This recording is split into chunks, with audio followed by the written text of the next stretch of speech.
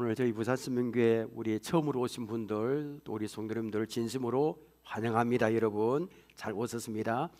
14세의 소녀 소피라고 있습니다. 이름이 소피, 14살 먹었는데 이 소녀가 어느 날 모르는 사람으로부터 한 통의 편지를 받습니다. 편지를 딱 펼쳐보니까 이만한 종이에 딱 짤막하게 한 구절만 적혀 있었습니다. 너는 누구냐?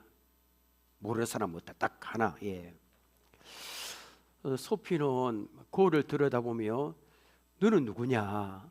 자기 스스로에게 물어봤습니다. 그리고 자기가 자기 자신을 누군지 모르겠습니다. 그래, 내 자신을 왜 이렇게 모를까? 좀 이 의문을 품습니다. 게다가 자기 얼굴인데도 자기가 결정하지 못하다니 뭔가 이상하다. 친구는 내가 마음대로 고를 수 있고 내가 마음대로 갈 수 있는데 내 얼굴은 왜 내가 고르지 못할까? 그리고 인간이 된다는 거, 태어나는 것도 내가 결정한 것도 아닌데, 내가 태어나고 싶을 때 태어난 것도 아닌데, 이렇게 생각한 그때 14살 먹은 소피는 인간이란 무엇인가 라는 의문을 품게 됩니다. 다음 날입니다. 14살의 소피는 또 한 장의 괴상한 편지를 받습니다. 뜯어보니까 이번에는 세계는 어디서 왔는가 라는 그 적힘만 있어요. 세계는 어디서 왔는가, 그런 걸 누가 알겠는가 하고 우선 넘기려다 문득 생각납니다. 세계가 어디서부터 왔는가, 이거를 한 번도 물어보지도 않는 채로 살아간다면 오히려 이상한 게 아닌가라고 품었습니다.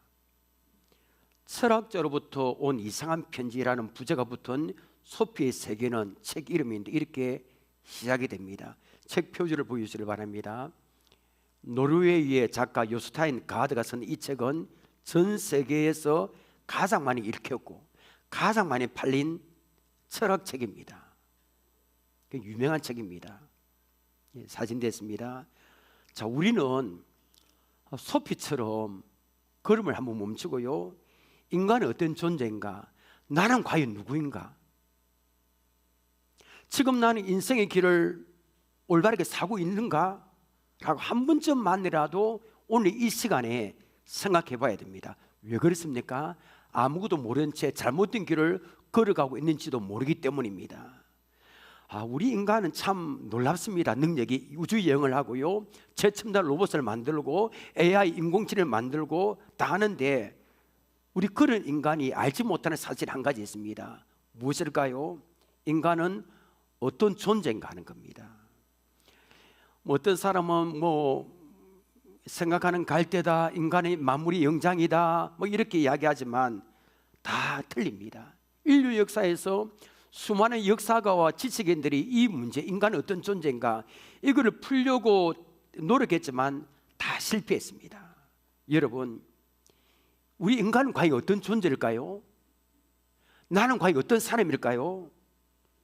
여기에 대한 해답은 오직 하나님의 말씀인 성경밖에 없는 줄 믿으시길 바랍니다. 왜 그렇습니까? 우리 이 세상 모든 것을 하나님이 만드셨고 우리 인간도 하나님이 만드셨기 때문입니다. 살기도 바쁜데 우리 인간이 그 복잡한 걸 알 필요 있을까? 그렇게 생각할지 모릅니다. 아닙니다, 여러분. 우리 인간은 어떤 존재인가, 나는 과연 어떤 사람인가, 이걸 알아야 됩니다. 그리고 우리 교회에 나오는 성도님들은 이걸 알아야 구원의 기쁨과 감격을 누리며 살아갈 수 있습니다. 오늘 그 본문에 인간이 어떤 존재인지, 나는 과연 어떤 사람인지를 말씀하고 있습니다. 함께 알아보겠습니다. 자, 성경은 인간의 존재에 관해서 딱 한마디로 선언합니다. 자, 1절 보십시오. 자, 뒤에 거는 딱 빼고요, 너희의 그는, 여기 보니까 그는 허물과 죄로 죽었던 너희를 살리셨도다. 그는 허물과 죄로 죽었던, 구원받기 전에 인간의 모습, 하나님을 모르는 분들이 여기 많이 계실 겁니다. 하나님을 모르는 사람들의 본질적인 모습은 허물과 죄로 죽었다라고 선언합니다. 죽었다. 앞으로 죽을 사람도 아닙니다. 지금 죽고 있는 것도 아닙니다.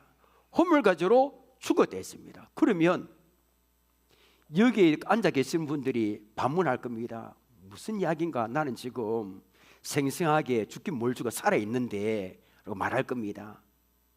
근데 성경은 죽었다 했거든요. 하나님 모르는 분들. 근데 여러분 살아있잖아요. 자, 이 죽음은 육체적인 죽음을 말하는 게 아니라 영적인 죽음입니다. 자, 여러분, 죽음은 하나가 세 가지 있습니다. 세 가지 성경에서. 첫째 무슨 죽음? 육체적 죽음. 둘째 무슨 죽음? 영적 죽음. 셋째 무슨 죽음? 영원한 죽음입니다. 그 육체적 죽음은 인간의 수명이 다하는 것을 말합니다. 인간의 수명 죽는 것. 근데 대부분의 사람은 이 죽음만 알고 있습니다. 육체적으로. 근데 여러분, 육체적 죽음 말고 또 하나의 죽음은 영적으로 죽음이 있어요. 영적 죽음. 영적 죽음은 하나님을 믿지 않는 사람들의 상태를 말합니다. 근데 하나님 대해서 죽어 있는 사람을 말합니다. 하나님 대해서 아무리 설명해 주어도 하나님 계신 것을 믿지 못하는 사람이 있습니다. 아무리 성경을 꺼내서 하나님 이렇게 계시잖아 말해도 절대 안 믿습니다.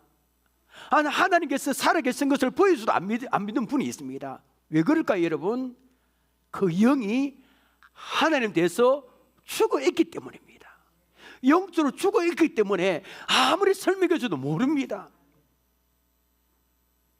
자, 1절에 보니까 허물과 죄로 죽었던 너희를, 허물은 넘을 수 없는 경계선을 넘는 것, 그 다음에 바른 길을 벗어나는 것을 말합니다. 첫사람, 오늘 여러분 첫사람 아담과 하와 이야기를 많이 할 겁니다. 여러분, 우리 첫사람 아담과 하와가 처음의 사람입니다. 하나님 만드신 에덴 동산에 하나님의 명령을 어겼습니다. 그래서 선과 악을 알게 하는 나무 열매 따먹지 말라는 따먹었습니다. 이것이 바로 하나님의 경계선을 넘어간 겁니다. 이것이 허물이고 죄입니다. 하나님은 최초 인간 아담과 하와에게 에덴 동산에서 선악과를, 선과 악을 알게 하는 나무 열매 절대 따먹지 말라, 먹는다는 반드시 죽으리라 했습니다. 죽는다. 그런데 아담과 하와는 하나님의 명령을 거역하고 선과 악을 알게 하는 나무 열매를 사단의, 마귀의, 뱀의 유혹을 받아서 따먹었습니다.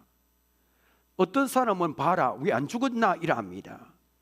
얘도 안 죽었나? 근데 죽었습니다. 여러분, 조금 있으면 영적으로 죽어 있습니다. 소나무에서 소나무를 자르면 안 죽은 것 같이 보입니다. 그런데 잠시 살아있는 것 같이 보이지만 죽어 있거든요. 그러므로 영적 죽음이란 뭘까요? 생명 대신 하나님과 단절입니다. 겉으로는 여러분 살아있을 것 같습니다. 겉으로는 하나님 모르는 분들, 예수 안 믿는 분들 겉으로는 살아 숨도 쉬고 다 씁니다. 그런데 그 영혼은 죄로 인해서 죽어 있습니다. 하나님 대해서 죽어 있는 상태입니다. 인간은 여러분 저절로 생긴 게 아닙니다. 누가 만드셨습니까? 여러분, 하나님이 만드셨습니다. 하나님의 형상대로 창조된 인간은 하나님 대해서 살아있고 그분과 교제해야만 행복할 수 있습니다. 그런데 하나님 대해서 죽어 있으니까 행복할 수 없는 겁니다. 아무리 많이 돈을 많이 벌고 뭘 해도 만족이 없는 겁니다. 이것이 바로 인간의 존재에 대한 첫 번째 해답입니다. 자, 계속 우리 인간의 존재에 대해서 우리 알아볼까요? 자, 2절입니다.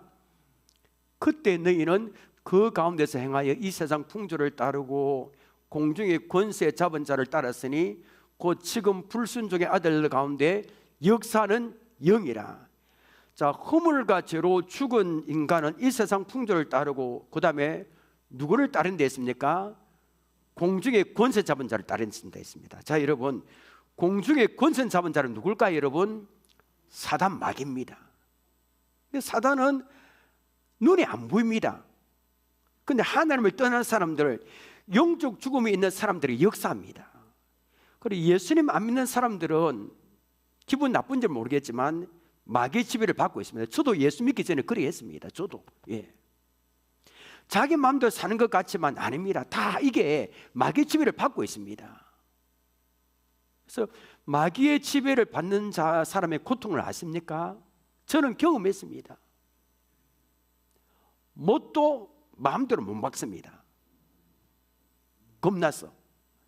이사할 때, 결혼할 때 아무 날이나 못 합니다. 왜 그렇게 걸리는 게 맞는지.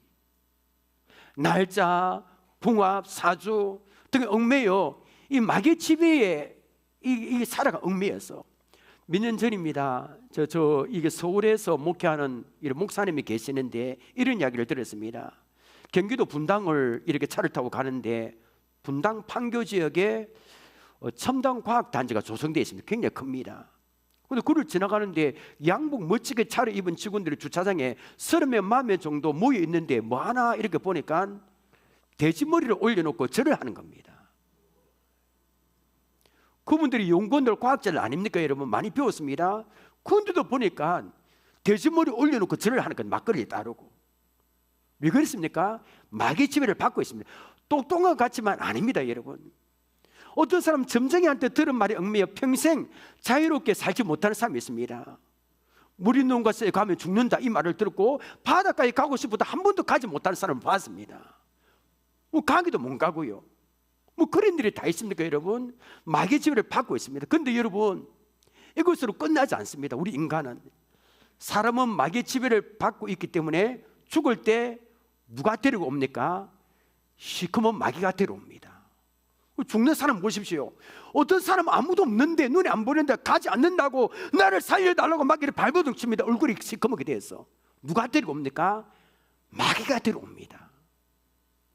어디로 데려갑니까 여러분? 지옥으로 들어갑니다. 마귀가 지옥으로 데리고 오면 어떻게 합니까? 도망치지 못합니다. 오려도 안 되고 필요도 안 됩니다. 한 분만 수습이가 돈을 줘도 안 됩니다. 마귀가 들어오면 끝입니다. 그대로 지옥으로 끌려가는 겁니다.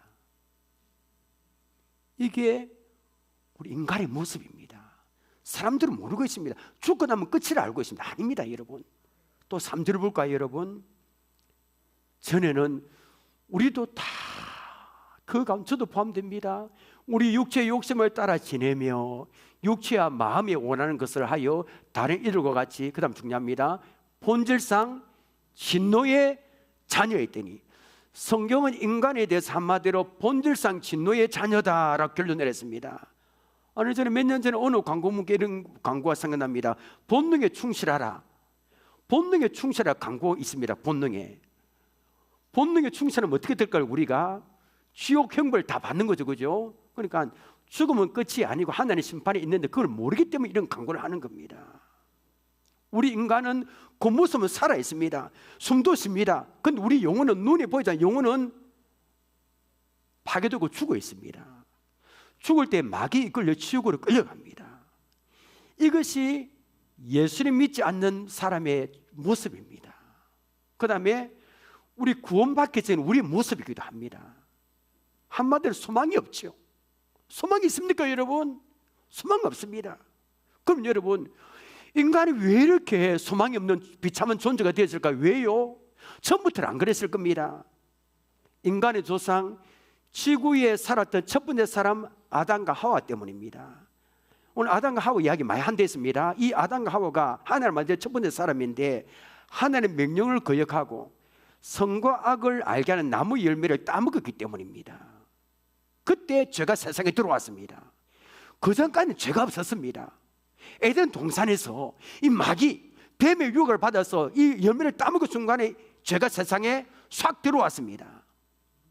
그 위에 출생한 모든 사람은 죄를 가지고 태어납니다. 아무리 착하게 살아도 이 땅에는 죄인 아닌 사람이 한 명 다 죄인입니다. 오늘 우리 심교에 처음 오신 분들 이 말씀 받아들이겠습니까 여러분? 너무 억울하지 않습니까? 아니, 이성적 존재라고 생각하는 인간이 가장 받아들이기 어려운 부분이 이 부분이에요. 저도 예수 처음 믿을 때 이 부분을 받아들이기 어려웠습니다. 내가 죄를 지은 것도 아닌데 왜 하나님 만드신 첫사람 아담이 죄를 지었는데 내가 왜 죄인입니까? 덩달아서 나는 에덴 동산이 어딘지 모릅니다. 여러분 아십니까 여러분? 나는 아담을 만난 적도 없습니다. 이야기한 적도 없습니다. 여러분 아담을 만난 분이 있습니까 여러분? 아무도 없을 겁니다. 그때 우리는 무엇보다 태어나지도 않았습니다. 맞잖아요. 아담과 무슨 관계 있습니까? 그런데 여러분 아무리 인류의 조상 아담과 관계없다 소리쳐도 소용없는 겁니다. 하나님 앞에서는. 태어나서 죽을 때까지 한 번도 밖에 나가지 않고 손발 꽁꽁 묶여서 나쁜 짓 안 하고 살았다 하더라도 하나님 앞에는 죄인입니다. 여러분 부정해도 어쩔 수 없습니다. 이거는 하나님께 정하시기 때문에 이것이 인간에게 주어진 운명입니다. 자, 여러분 이 사실을 가장 정확하게 알려주는 말씀이 로마서 5장 12절입니다. 자, 보십시오. 그대로 계속 띄워놓으면 됩니다. 자, 빨간 글자를 여러분 주목해 보십시오. 그러므로 한 사람으로 말미암아 죄가 세상에 들어오고, 한 사람 때문에 문제입니다. 이 한 사람, 왼수 같은 그렇게 하죠. 죄가 세상에 들어오고 죄를 말미암아 사망이 들어왔나니, 이와 같이 연결합니다. 뒤에 모든 사람이 연결합니다. 이와 같이 모든 사람이, 우리도 포함되어 있죠. 모든 사람이 죄를 지었으므로 사망이 모든 사람에게 이르렀나. 자, 그대로 두면 됩니다. 자, 바울은 한 사람의 인류에게 끼친 어마어마한 영향을 말하고 있습니다. 와, 세계 역사에 이 한 사람보다 영향 끼친 사람 없을 겁니다. 이 한 사람 때문에 죄가 세상에 들어왔다, 내가 죄인이 됐다는 겁니다. 여러분, 이 한 사람 누굴까요? 아담입니다. 첫 사람 아담. 한 사람 아담으로 말미암아 죄가 세상에 들어오고, 그 결과로 이 세상에 태어난 모든 사람에게 사망이 왔다는 겁니다. 나는 안 죽었는데, 사망이 뭐라고요? 하나님 대해서 죽어있는 상태를 말합니다. 그리고 죽고 나서 마귀에게 이끌려 지옥으로 가는 걸 말합니다. 그리고 뒤에 말한 모든 사람은 아담 후에 인류 전체를 말합니다. 놓치지 말아야 될 것은 이 모든 사람 안에 나도 포함되어 있습니다. 여기 다 포함되어 있습니다. 12절에서 한 사람과 모든 사람을 이어주는 연결고리가 무엇입니까? 이와 같이의 뜻은 마찬가지로 똑같이 뜻입니다. 저 머나먼 옛날 아담의 죄를 지었는데, 그가 죄를 지은 것과 똑같이 이와 같이 모든 인류가 죄를 지었다는 겁니다. 아니, 더 정확하게 말한다면 내가 죄를 지었다는 겁니다. 우리 다 죄를 지었습니다. 여러분이 아니더라도 어쩔 수 없습니다. 이것을 대표성의 원리랍니다. 자, 여러분, 우리나라가 일본하고 축구할 때 11명이 뜁니다. 우리나라가 이겼는데 뭐랍니까? 우리가 이겼답니다. 여러분 뛰었습니까? 그 대표기 때문에 다 포함됩니다. 마찬가지입니다. 우리 조상 아담의 죄를 지었기 때문에 그 태어난 모든 사람 다 죄인입니다. 제가 성이 장세입니다. 월알도 장세입니다. 계속 태어난 자도 장세밖에 없어요. 부정해도 안 됩니다. 똑같습니다. 그리고 인간은 조상 아담의 죄 때문에 우리 영혼은 죽어 있습니다. 죽은 자는 시체거든요. 아무것도 하지 못합니다. 스스로 지옥 가지 않으려고, 죽지 않으려고 빠져놓을 수 없는 겁니다. 우리에게 성도들에게 한두 번 이야기한 말이 있습니다. 황새 한 마리 이야기를 할게요. 황새 한 마리가 늪에 빠졌습니다. 큰 황새가 빠져놓을수록 예설수록 점점 더 늪으로 빠져들어가는 겁니다. 그런데 황새가 연구했습니다. 어떻게 하면 이 늪에서 빠져나갈 수 있지? 옳지, 내가 이것을 몰랐구나. 나에게는 긴 다리와 부리가 있지 않은가 하고 생각했습니다. 황새가 부리를 땅의 앞에 깊이 박고 다리에 힘을 주었더니 다리가 위로 올라왔습니다. 위로. 황새는 이제 되었구나, 이제 날아가야 되겠구나 했는데 날 수가 없습니다. 왜 그럴까? 다리가 나왔는데 왜 못 날지 보니까 부리가 늪에 깊이 빠진 겁니다. 부리가 너무 깊이 박혔구나. 대신에 부리가 들어갔네. 부리를 도로 빼내야 되겠군. 그리고 다리 힘을 주고 목을 쭉 뺐더니 부리가 빠져나왔습니다. 옳지, 이제는 날 수 있게 되었구나 하고 양쪽날개 힘껏 주었지만 날 수가 없는 겁니다. 이번에는 부리는 건졌는데 다리가 또 빠진 겁니다. 또다시 부리를 땅에 깊이 박았더니 다리가 올라왔습니다. 그래서 날개를 바닥바닥 펼쳤는데 날지 못합니다. 날 수가 없습니다. 황새가 아무리 짜내도 부리가 놓으면 다리가 빠지고, 다리가 놓으면 부리가 도로 빠질 수밖에 없어요. 거기에 헤어날 수 없는 겁니다. 이것이 여러분 허물과 죄로 죽은 우리 인간의 모습입니다. 인간의 방법, 인간의 노력, 절에 가서 목탁도 들고 착한 일을 마이고 아무리 해도 이 죄와 사망의 늪에서 빠져나올 수 없는 겁니다. 스스로 죽으면서 빠져나올 수 없습니다. 하나님의 오라 부르면 우리 죽어야 됩니다. 사단의 집에서 벗어날 수가 없습니다. 마귀에 끌려 지옥으로 가야 되는, 거기서 빠져나올 수 없는 겁니다. 이것이 오늘 부산시민교회 초청받아 오신 여러분의 상태입니다. 여러분, 그럼 부산심의 성도는 아무런 관계 없을까요? 관계 있죠. 우리가 예수 믿기 전에 상태입니다, 여러분. 듣기에 거북해도 내가 못 죽었고 내가 못 지었고 이게 사실입니다. 이 사실을 인정해야 됩니다. 하나님 앞에서 아무것도 할 수 없는 죄인임을 인정해야 돼요. 그래야 누가 나를 좀 구해주세요 하고 구원의 문제가 생깁니다. 여기서 구원의 문제가 생깁니다. 제가 국어사전 찾아보니까 구원이 이렇게 두 가지로 설명됐습니다. 어려움이나 위협에 빠진 사람을 구하여 줌, 또 하나는 인류를 죽음과 고통과 죄악에서 건져내는 일. 자, 제가 이렇게 설명했습니다. 우리는 소망이 없습니다. 죽고 허물과 죄로 죽고 지옥 가야 되고 하나님한테 죽어 있고. 그러면 구원은 뭘까요, 여러분? 오늘 보면 1절부터 3절까지 언급한 것에서 건져내는 것이, 살려내는 것이 구원입니다. 허물과 죄로 죽은 자를 살리는 것이 구원인 줄 믿으시길 바랍니다. 구원은 내 스스로 할 수 없습니다. 업주고 늪에 빠졌는데 누가 와서 나를 건져내야 됩니다. 여러분, 우리가 보고 있는 개역 개정 성경에는 4절에서 중요한 단어가 하나 빠져 있습니다. 무슨 단어냐면 그러나라는 부사입니다. 굉장히 중요한 단어입니다. 비록 인간이 허물과 죄로 스스로 힘으로 사망의 늪에서 빠져나올 수 없는 존재였지만, 그러나 이러한 극단적인 상황이 계속된 것이 아니란 겁니다. 할렐루야 아닙니까, 여러분? 그러나가 없었다면 우리는 여기 교회에 나오지 못합니다. 예수 못 믿습니다. 다 지옥 가야 됩니다. 그런데 그러나 4절부터 대반전이 일어나는 겁니다. 하나님은 죄와 사망의 늪에 빠져서 호적거리는 우리를 그냥 내버려 두지 아니하시고 건져주셨고 살려주셨다는 구원의 놀라운 메시지가 4절부터 시작됩니다. 4절. 우리는 구원에 대한 핵심적 구절을 4절부터 6절까지 찾을 수 있습니다. 자, 여러분 4절부터 6절까지 성경을 보십시오. 보면 띄우진 않습니다. 이 말씀에 중요한 동사 3개가 나옵니다. 정말 중요합니다. 첫째는 5절. 허물과 죽은 우리를 그리스도와 함께 살리셨고 동사입니다. 이 살리셨고의 말에 주의하시길 바랍니다. 여러분, 하나님은 허물과 죄로 죽은 나를 살리셨습니다. 이 사실을 믿으시길 바랍니다. 살리셨습니다. 나를 살리셨습니다. 내 영혼을 살리셨습니다. 둘째는 6절에 이렇게 삽니다.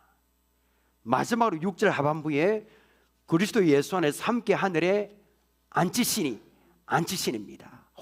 이 세 단어는 구원 전체를 보여주는 정말 중요한 단어입니다. 구원이 뭐라고요?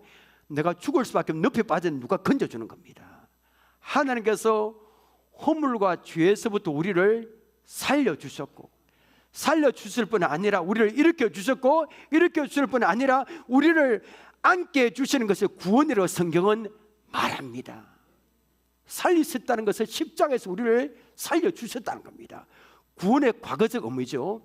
일으키셨다는 말은 부활했다는 겁니다. 부활의 능력을 말합니다. 마지막 구원의 세 번째 모습이 너무나도 가슴이 벌렁벌렁합니다. 함께 하늘에 앉히시니, 구원의 미래를 말합니다. 앞으로 있을. 그러니까 우리 구원의 완성은 어떻게 됩니까? 예수님과 함께 어디에 앉는다고요? 하늘에 앉는 겁니다. 허물과 죄로 죽은 내가 예수님과 함께 하늘에 앉다니, 울다가도 춤을 출 수밖에 없는 너무나 엄청난 사실 아닙니까, 여러분? 내가 하나님 하늘에 예수님과 함께 앉게 됩니다. 예수 믿는 사람들은. 예수 믿기 전에는 하늘을 바라보는 것이 저주스러웠다고 생각한 사람이 예수 믿고 나서는 자꾸 하늘을 쳐다본다는 사람의 이야기를 들은 적이 있습니다. 그래서 그 옆에 분이 왜 자꾸 하늘을 봅니까? 물었더니 언젠가 주님께서 구름 타고 임할 것을 생각하면 하늘을 볼 때마다 얼마나 기쁘지 모릅니다 라고 답했습니다. 그렇습니다. 땅의 것만 생각하면 우리는 절망할 수밖에 없습니다. 전쟁의 위협도 있고 그렇잖아요. 지금 내 육신을 생각하고 병든 것을 생각하면 절망할 수밖에 없습니다. 내 몸이 병들고 예수 믿는 들 병들고 우리 가정은 내 마음대로 안 되고 내 자녀는 내 마음대로 안 되고 땅의 것을 바라보면 한숨이 나올 때 있습니다. 여러분, 하늘을 바라보십시오. 여러분, 위의 것을 바라보십시오. 주님이 구름 타고 오실 것을 바라보십시오. 우리를 공중으로 들러 올리실 겁니다. 예수님과 함께 하늘에 앉히실 겁니다. 이 영광스러운 미래가 우리의 구원인 줄 믿으시길 바랍니다. 그럼 여러분, 극과 극이죠. 1절부터 3절까지 예수 안 믿는 사람들의 모습이 소망이 없습니다. 그런데 4절부터 6절까지 구원받은 사람은 놀라운 미래가 펼쳐져 있습니다. 엄청납니다, 여러분. 자, 그럼 여러분, 하나님이 왜 우리를 죽음의 늪에서 건져주셨을까요? 하늘에서 왜 허물과 죄로 죽은 우리를 살려주셨을까요? 본문에는 이 두 가지에 대한 해답이 나옵니다. 그것은 하나님의 기본적인 두 가지 속성 때문입니다. 4절, 5절 함께 읽겠습니다. 시작. 긍휼이 풍성한 하나님이 우리를 사랑하신 그 큰 사랑을 인하여 허물로 죽은 우리를 그리스도와 함께 살리셨고 너희는 은혜로 구원을 얻은 것이라. 첫 번째는 하나님의 긍휼 때문에 우리는 살리심을 받았습니다. 긍휼은 불쌍히 여기는 마음. 자, 여러분, 세상의 모든 종교는 자신의 노력하여 구원에 이른답니다. 그래서 절에 가면 목탁 두드리고 막 수양하고 고행하고 인간의 신을 찾아갑니다. 끝없이 성철 스님, 그분도 8년인가 몇 년 동안 한 번도 자리에 눕지 않고 장 잡으라고 앉아서 수행했잖아요. 그 수행을 해야, 고통을 해야 신에게 찾아간다, 이런 생각이 있습니다.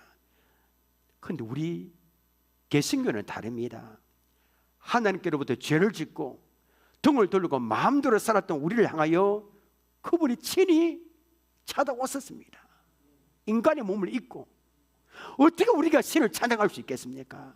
그리고 우리를 구원해 주셨습니다. 무엇 때문에요?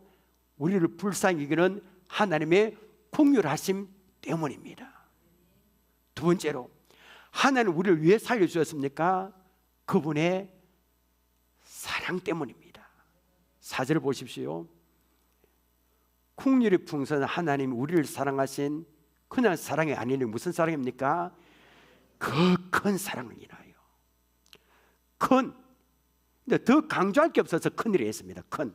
예. 하나님 아버지 그 큰 사랑, 우리를 너무너무 사랑하십니다. 허물과 죄로 우리는 지옥 가야 되네, 100%. 근데 우리가 죄를 용서받고 구원받을 수 있는 것은 하나님의 그 큰 사랑 때문입니다. 여러분, 나를 위해서 죽은 사람이 많습니다. 우리나라에 저 용산 그 전쟁 기념 가면 엄청난 나를 위해서 목숨 바치고, 소방관들을 보면 물에 빠진 사람을 살리라 죽은 사람도 있고 다 있습니다. 그런데 여러분, 이것과 비교할 수 없는 죽음이 있습니다. 여러분, 세상에서 가장 어려운 죽음은 뭘까요? 어떤 죽음이 제일 어려울까요? 자식을 죽음의 자리에 내놓는 겁니다. 자식이 병상에 아파서 괴로워하는 모습 보고 부모가 하는 말이 뭡니까? 내가 대신 아팠으면, 차라리 내가 대신 죽었으면, 이게 부모의 마음입니다. 세상에서 제일 고통스러운 일은 자기 자식을 죽음의 자리에 내놓는 겁니다. 자식이 10명이라도 한 명도 내놓지 못할 겁니다. 그런데 하나님은 그렇게 하셨습니다. 하나밖에 없는 아들, 우리를 위해 죽게 하셨습니다. 자, 요한일서 4장 9절 보십시오. 하나님의 사랑이 우리에게 이렇게 나타나게 되었으니, 하나님이 자기의 독생자 하나밖에 없는 예수를 말씀하시거든요. 세상에 보내신다는 것은 우리를 위하여 죽게 하신다, 그 말입니다. 보냈으면 그 뒤에 같이 읽어볼까요? 시작. 그로 말미암아 우리를 살리려 하심이라. 하나님 죄로 인하여 지옥에 가야만 한 우리를 살릴수록 하나밖에 없는 독생자 예수님을 십자가 2000년 전에 희생하셨습니다. 시켰습니다. 이것이 우리를 향한 하나님의 그 큰 사랑입니다. 조창인의 장편 소설 가시고기가 있습니다. 아마 읽어보신 분이 좀 계실 겁니다. 유명한 책인데 출간된 지 굉장히 오래됐지만 지금도 여전히 많은 사람의 사랑을 받고 있는 책입니다. 책의 내용은 이렇습니다. 남편이 참 가난했는데 아내는 그 가난한 남편을 버리고 밖으로 나갔습니다. 다른 남자가 살고. 그런데 이 남자는 떠난 아내를 원망하지 않고 10살짜리 아들이 한 명 있었는데 백혈병에 걸렸어요. 백혈병에 걸린 10살짜리 아들을 돌보는 내용입니다. 그 책 보면 아빠의 독백이 많이 나오거든요. 독백을 통해서 부자간에 뗄 수 없는 절선의 사랑을 그렸습니다. 주인공의 아빠는 자신보다 아들을 살리겠다고 2년 동안 지극정성으로 돌봅니다. 재산 다 팔고 자신의 자존심, 양심 다 버리고 병비를 마련합니다. 마지막에는 아들의 수술비를 마련하려고 불법인 줄 알면서도 자기의 한쪽 눈을 팝니다. 아빠로서 해줄 수 있는 마지막 일입니다. 그런데 눈을 뽑기 위해서 종합건조를 받던 중에 자기 몸에 커다란 암덩어리가 있는 것을 발견합니다. 간암. 그는 자신의 고통을 아랑곳하지 않습니다. 아들을 살려다가 하나님 앞에 부르짖습니다. 기도합니다. 아들 대신 자기 목숨을 데려가 달라고 몸부림칩니다. 그 덕택이었는지 아이는 골수 이식에 잘 되어 건강을 회복합니다. 그런데 아버지는 간암 말기로 죽어갑니다. 결국 아들을 다른 남자 사는 아내에게 보냅니다. 그리고 자신은 아들과 40일을 지냈던 상고 마을로 들어가서 조용히 죽음을 맞이합니다. 많은 사람들이 이 소설을 읽고 감동의 눈물을 흘렸습니다. 어떻게 아버지가 이럴 수 있는가? 그런데 여러분, 하나님과 우리와의 사랑은 어떤 사랑입니까? 단순히 눈 하나, 장기 하나를 떼어주는 그런 사랑이 아닙니다. 하나님은 나를 살리시려고 장기 하나가 아니라 자신의 전부인 것 같은 하나밖에 없는 독생자 예수님을 십자가에 못 박혀 죽게 하셨습니다. 우리를 살리시려고, 우리를 죄에서 살리시려고 그렇게 하신 겁니다. 찬송가 304장의 제목은 그 크신 하나님의 사랑입니다. 이 하나님의 사랑을 이 가사에서 멋지게 표현했거든요. 우리 한번 불러볼까요? 3절. 하늘을 두루마리 삼고 바다를 먹물 삼아도 한없는 하나님의 사랑 다게로 갈 수 없겠네. 하나님의 그친 사랑 그제 닿았을까. 저 하늘로 비싸도 채우지 못하리. 하나님 크신 사랑은 정량다 못하네. 영원히 변치 않는 사랑 성도여 찬양하세. 저는 예수님 처음 믿을 때 이 찬송을 제일 좋아했습니다. 열차를 타고 다니면서 그때 카세트 장걸 호주머니 가방에 넣어서 이 합창단이 부르는 걸로 얼마나 감동받는지 모릅니다. 저 넓고 넓은 하늘을 두루마리로 글을 쓸 수 있는 두루마리를 삼았습니다. 세상에 있는 모든 갈대를 다 꺾어서 펜을 만들었습니다. 세상에서 글씨를 쓸 수 있는 사람 모두 다 불렀습니다. 그리고 저 바닷물을 먹물을 삼아서 하나님의 사랑을 다 기록합니다. 그렇게 하더라도 하나님의 사랑을 다 기록할 수가 없다는 겁니다. 그렇게 하나님의 사랑을 기록한 책을 쌓아놓는다면 저 하늘 높이 쌓아 올려도 모자란 사랑이 하나님의 사랑입니다. 하나님은 죄로 인하여 지옥 가야 하는 우리를 살리시려고 하나밖에 없는 독생자 예수님을 십자가에 희생시켰습니다. 이것이 우리를 향한 하나님의 그 큰 사랑입니다. 여기서 중요한 사실은 오늘 설교에서 가장 중요한 시간에 이르렀습니다. 하나님께서 혼물과 죄로 죽어야 한 지옥 가야 하는 우리를 살리시려고 그 큰 사랑을 베푸셨습니다. 그런데 여러분, 오늘 제 설교 듣고 그렇구나 하고 받아들이지 않으면 소용이 없는 겁니다. 그렇구나. 그리고 하나님 큰 사랑 베풀었네. 왔다 그냥 가면 소용이 없습니다. 하나님의 그 큰 사랑을 받아들여야 됩니다. 하나님 그 거짓 사랑을 받아들이는 게 무엇입니까? 십자가에 죽으셨다가 사흘 만에 다시 살아나신 하늘의 아들 예수님을 믿는 겁니다. 믿는 겁니다. 예수님 믿으면 1절부터 3절까지 소망이 없는 상태에서 벗어나게 됩니다. 예수님 믿으면 사망의 늪에서 빠져나올 수 있게 됩니다. 예수님 믿으면 뜨거운 불이 활활 타오르지 않는 지옥에 가지 않게 됩니다. 그 대신 반대로 예수 믿으면 인간은 어떤 말로도 표현할 수 없는 너무나도 아름다운 천국에서 예수님과 함께 영원히 살게 됩니다. 여러분 8절 보십시오. 너희는 그 은혜에 인하여 믿음으로 말미암아 구원을 받았으니 이것은 너희에게서 난 것이 아니요 하나님 뭐라? 선물이라.